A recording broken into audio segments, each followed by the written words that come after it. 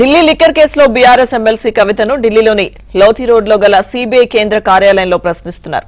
Liquor policy అక్రమాల్లో కవిత కీలక సూత్రధారి, పాత్రధారిగా CBI పేర్కొంది.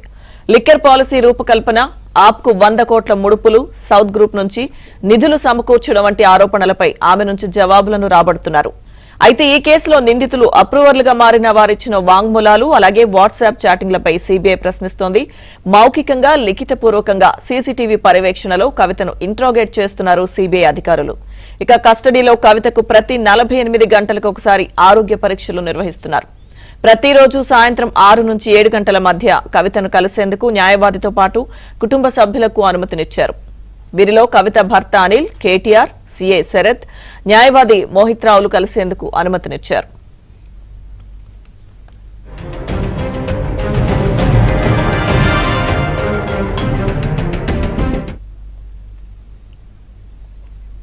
కవిత సిబిఐ ఇంట్రాగేషన్ కు సంబంధించిన పూర్తి అప్డేట్స్ మా ఢిల్లీ ప్రతినిధి సతీష్ మనకు అందిస్తారు. సతీష్.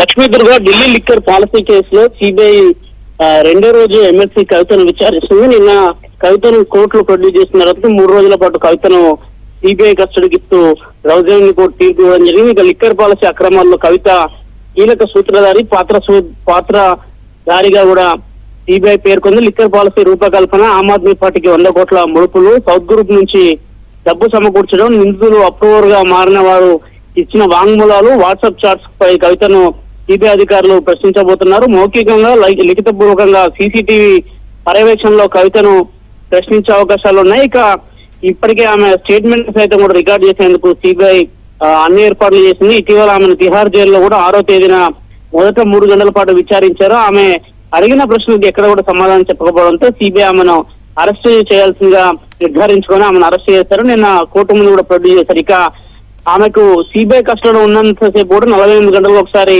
వైద్య పరీక్షలు నిర్వహించాలని కూడా కోర్టు నిన్న ఆదేశాలు జారీ చేసింది. ఇక కవితను సాయంత్రం 6 గంటల నుంచి 7 గంటల మధ్య కుటుంబ సభ్యులు కలిసేందుకు కూడా కోర్టు వారికి అవకాశం ఇచ్చింది. ప్రధానంగా భర్త అనిల్, అదేవిధంగా సోదరుడు కేటీఆర్, పిఏ శరత్, న్యాయవాది మోహిత్ రావులు కలిసేందుకు కూడా ఇప్పటికే కోర్టు అనుమతించింది. ఇక రెండో రోజు అయితే ప్రస్తుతం కవిత సిబిఐ కోర్టులో ఉంది, సిబిఐ కస్టడీలో ఉంది. ఆమెను విచారణ చేయబోతున్నారు. మరోవైపు ఢిల్లీకి రేపు బీఆర్ఎస్ వర్కింగ్ ప్రెసిడెంట్ కేటీఆర్ రాబోతున్నారు. సోదరి కవితను ఆయన కలవబోతున్నారు. సాయంత్రం 6 గంటల నుంచి 7 గంటల మధ్య కూడా కవితను కలిసేందుకు కేటీఆర్ ఢిల్లీ వస్తున్నట్టు కూడా సమాచారం అందుతుంది. ఇక కస్టడీ సమయంలో రోజుకు 1 గంట పాటు అడ్వకేట్లను, అదేవిధంగా కుటుంబ సభ్యులను కలిసేందుకు కూడా అనుమతించింది. సతీష్, కస్టడీలో ఇప్పుడు ఏమన్నా కీలక వివరాలు బయటకు వచ్చే అవకాశం ఉంది? ఎందుకంటే గతంలో కూడా కవిత కోర్టుకు వెళ్లే సమయంలో కానీ ఎప్పుడు మీడియా ముఖంగా ఆవిడ ఎదురుపడినా కానీ ఇది పొలిటికల్ కేసు అని, తన అన్యాయంగా ఇరికించారంటూ ఇటువంటి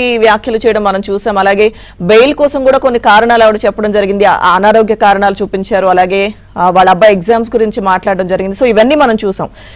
సహకరించడం లేదు విచారణకంటూ ఈడీ చెప్పడం కూడా చూసాం. సో ఇప్పుడు సిబిఐ కస్టడీలో అంటే ఎటువంటి వివరాలు ఏమైనా బయటకు వచ్చే అవకాశం ఉందా సతీష్?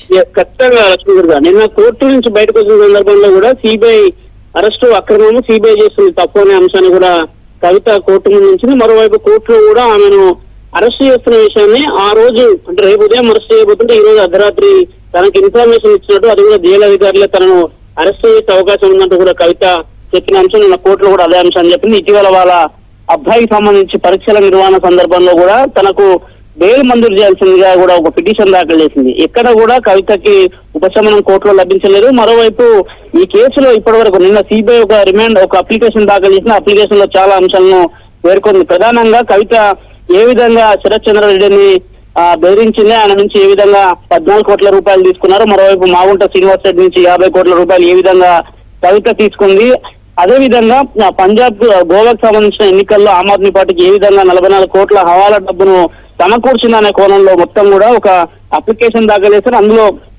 చాలా స్పష్టంగా అనేక అంశాలను పేర్కొన్నారు. ఆ అంశాలకు అనుగుణంగానే కవితను విచారించి ఆమె స్టేట్మెంట్ ని రికార్డు చేయబోతున్నారు. ఖచ్చితంగా కవితను 3 రోజుల విచారణలో భాగంగా కవితకు సంబంధించిన లిక్కర్ కేసులో ఆమె ఇన్వాల్వ్మెంట్ కావచ్చు, కేజ్రీవాల్ తో ఏ విధంగా వారితో సమావేశం అయ్యారు, అదేవిధంగా ఢిల్లీలోని తాజ్ హోటల్ ఏ విధంగా భేటీ అయ్యారు సంబంధించిన అన్ని అంశాలను కూడా కవితను అడిగే అవకాశాలు చాలా స్పష్టంగా ఉన్నాయి. వాటికి సంబంధించిన అంశాలపైన ఆమె వాయిస్ ని సైతం కూడా రికార్డ్ చేసే అవకాశాలు ఉన్నాయి. మరోవైపు ఆమె మాజీ డైరెక్టర్ గా ఉన్న బుచ్చిబాబు సైతం కూడా ఆయన వాట్సాప్ నుంచి రికవరీ చేసిన డేటా ఆధారంగానే కవితను కూడా ప్రశ్నిస్తున్నట్టు, అదేవిధంగా గతంలో కవిత పిఏ అశోక్ కౌశిక్ ఇచ్చిన ఆధారాలకు అనుగుణంగా కూడా కవితను అరెస్ట్ చేశారనే అంశంలో కూడా కొంత క్లారిటీ ఉంది. ఖచ్చితంగా సిబిఐ రావాల్సిన ప్రశ్నలన్నింటికి కూడా దీనిపైన కవితను మరింత విచారణ చేసే అవకాశాలు ఉన్నాయి. లిక్కర్ కేసుకి సంబంధించిన అంశంలో ఖచ్చితంగా కవిత వాంగ్మూలాన్ని కూడా రికార్డ్ చేసే అవకాశాలు, అందులో భాగంగానే సిబిఐ 5 రోజుల పాటు కస్టడీ అయితే కేవలం 3 రోజులు మాత్రం కస్టడీ ఇచ్చారు. కాబట్టి ఈ 3 రోజుల కస్టడీలో